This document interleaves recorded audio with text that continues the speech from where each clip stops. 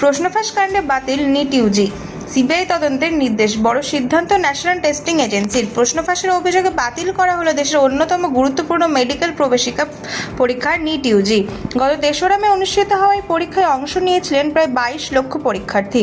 NTA সূত্রের খবর, প্রশ্নপত্র ফাঁসের অভিযোগ সামনে আসতেই পরীক্ষা বাতিলের সিদ্ধান্ত নেওয়া হয়েছে। কবে ফের পরীক্ষা তা জানানো হবে খুব শীঘ্রই।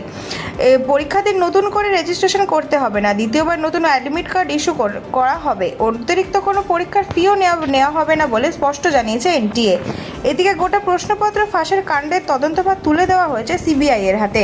ঘটনার দেশ জুড়ে চাঞ্চল্য ছড়িয়েছে। পরীক্ষার্থীদের ভবিষ্যৎ স্বচ্ছতা নিয়ে নতুন করে উঠেছে প্রশ্ন।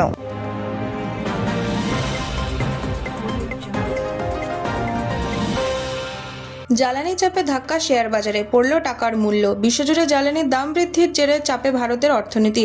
প্রধানমন্ত্রী নরেন্দ্র মোদী দেশবাসীর কাছে জ্বালানির সাশ্রয়ের অপ্রয়োজনীয় আমদানি কমানো এবং সোনা না কেনার আহ্বান জানিয়েছেন। ফলে সোমবার ভারতীয় শেয়ার বাজারে বড়সড় পতন দেখা যায়। পাশাপাশি ডলারের তুলনায় দুর্বল হয়েছে ভারতীয় টাকাও। বিশেষজ্ঞদের মতে বাড়তি তেলের দাম ভারতের বৈদেশিক মুদ্রার ভাণ্ডারের উপর চাপ বাড়াচ্ছে। পরিস্থিতি সামাল দিতে কেন্দ্র একাধিক অর্থনৈতিক পদক্ষেপের কথা ভাবছে।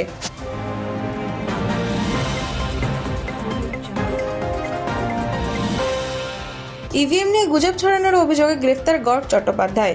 গর্গ চট্টোপাধ্যায়কে গ্রেফতার করল কলকাতা পুলিশের সাইবার ক্রাইম বিভাগ।